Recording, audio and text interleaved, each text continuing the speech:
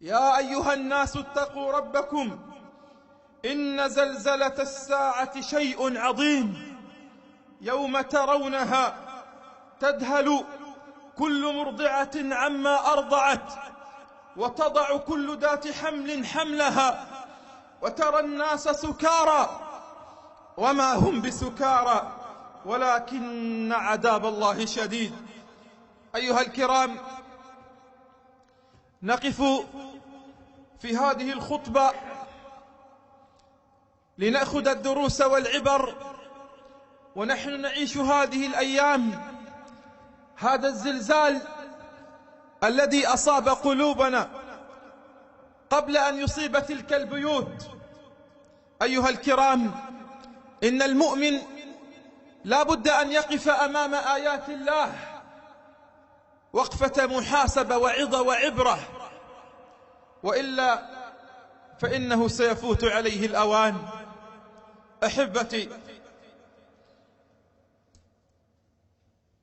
إن هذه الآيات قد أعطتنا دروس.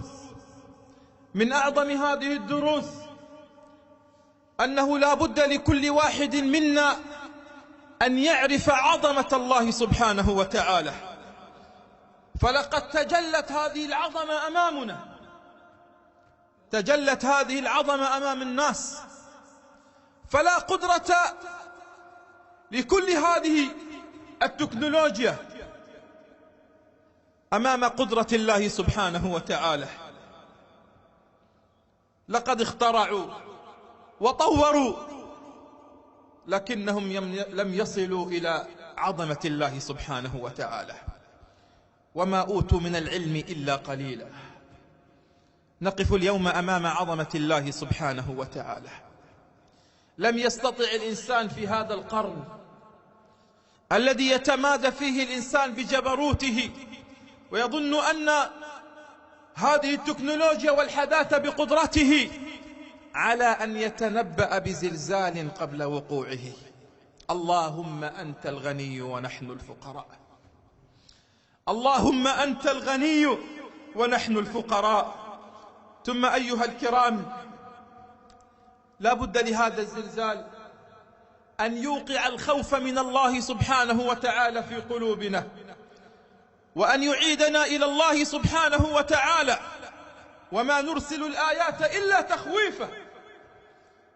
فحينما جاء الكسوف خرج النبي صلى الله عليه وسلم وهرع مباشرة إلى المسجد خائفا من ربه سبحانه وتعالى، حتى أن النبي صلى الله عليه وسلم قد أخذ معه درع زوجته يظن بأن درع زوجته هو رداؤه صلى الله عليه وسلم من شدة خوفه من الله.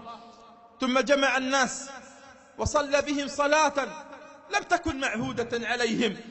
ثم وقف النبي صلى الله عليه وسلم أمام الناس ثم خطب بهم ثم قال: يا أمة محمد، والله ما من أحد أغير من الله، والله ما من أحد أغير من الله أن يزني عبده أو أمته. والله لو تعلمون ما أعلم لضحكتم قليلا ولبكيتم كثيرا. لو تعلمون ما أعلم لضحكتم قليلا ولبكيتم كثيرا. أيها الكرام، لما اهتزت الأرض في عهد عمر رضي الله عنه حتى شعر بها الناس، وقف أمامهم عمر رضي الله عنه ثم قال: يا أهل المدينة، يا أهل المدينة، ما أسرع ما أحدثتم، والله لئن عادت، يقصد الزلزلة، والله لئن عادت لأخرجن من بين أظهركم، والله لئن عادت لأخرجن من بين أظهركم. ولما رجت الأرض بالكوفة في زمن ابن مسعود رضي الله عنه وقف أمامهم ثم قال: يا أيها الناس إن الله يستعفي بكم. أيها الكرام، أيها الأحباب، في غمضة عين وانتباهاتها يغير الله من حال إلى حال. هذا الذي كان ينام في أمن وفي أمان هل كان يظن أنه سيصحو على الآخرة؟ هل كان يظن أنه سيستيقظ في ذلك الصباح وهو أمام عينه كثير من المشاريع ومن الخطط في الحياة؟ فهذا يريد الزواج، وهذا يريد العمل، وهذا يريد أن يخطط للمستقبل. هل كان يظن الواحد منهم أنه سيستيقظ تحت الرداء، سيستيقظ تحت الهدم، لا يجد أبناءه ولا بناته؟ إنما هذا أيها الكرام يدق في قلوبنا ناقوس الخطر، أنها هذه حقيقة الدنيا، وأن الموت أقرب إلينا من حبل الوريد، وأننا في أي لحظة سنموت، وأننا في أي لحظة سنعود إلى الله سبحانه وتعالى. فيا أيها الكرام، وأنتم تقفون أمام آيات الله، لا بد أن نحاسب أنفسنا وأن نسأل أنفسنا ماذا قدمنا لله سبحانه وتعالى. فوالله أيها الكرام مصيبة المصائب أن تمر هذه الآيات أمام أعيننا ولا نعود إلى الله سبحانه وتعالى.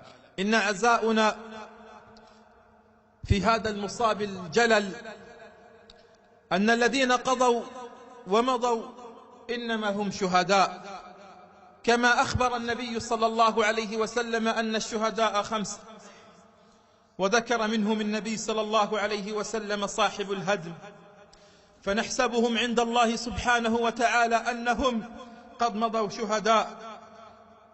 وكذلك قول الحبيب صلى الله عليه وسلم: أمتي هذه أمة مرحومة ليس عليها عذاب في الآخرة.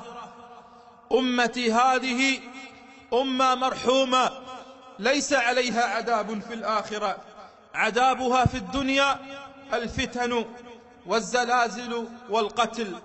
أيها الكرام، أيها الأحبة، إن الرسائل التي لا بد أن تصل إلى أهلنا في هذه اللحظات إنما هي رسائل صبر، وأن ما مر عليهم هو ابتلاء من الله سبحانه وتعالى، وما عليهم إلا الصبر والثبات. يا أيها الذين آمنوا استعينوا بالصبر والصلاة إن الله مع الصابرين، إن الله مع الصابرين. فهنيئا لهم، وقد ابتلاهم الله سبحانه وتعالى ليمحصهم. ولقد رأينا تلك النماذج، ولقد رأينا تلك الصور أمامنا وهم يسترجعون ربهم سبحانه وتعالى، شعارهم إنا لله وإنا إليه راجعون. الذين إذا أصابتهم مصيبة قالوا إنا لله وإنا إليه راجعون.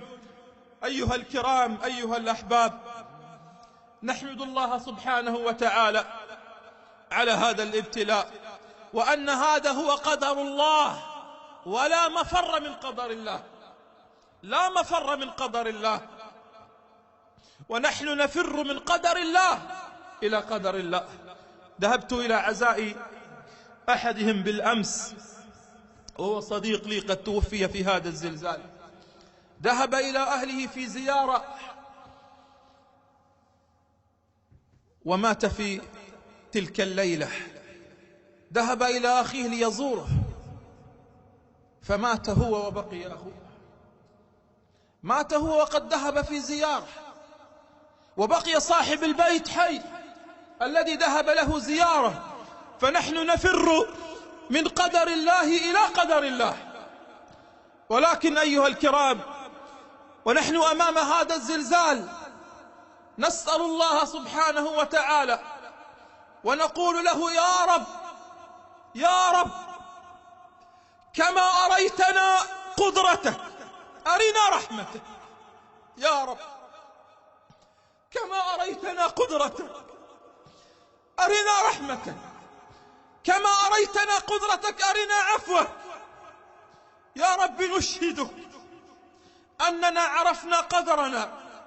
يا رب، فارحم أطفال الرضع وشيوخ الركع.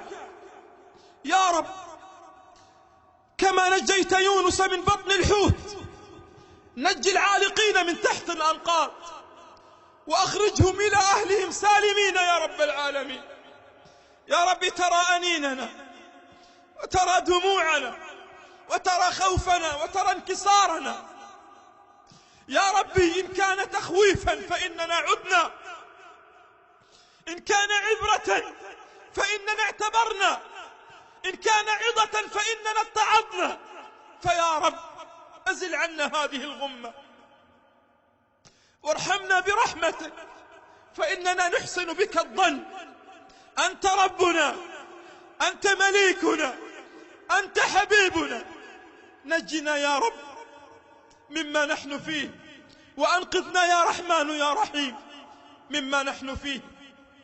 أقول ختاما أيها الكرام، والله إن الكلام يضيق في مثل هذا المصار ولا نستطيع الحديث، وإنني والله أقف أمام هذه الخطبة كأنني أخطب لأول مرة، فلا أستجمع الكلمات ولا الأحرف ولا العبارات، فإن تلك المشاهد ما جعلتنا ننام هذه الليالي، ولكنها وصية أيها الكرام، وصية أيها الكرام، أن تذهبوا وأن تنفقوا وأن تتصدقوا في سبيل الله سبحانه وتعالى.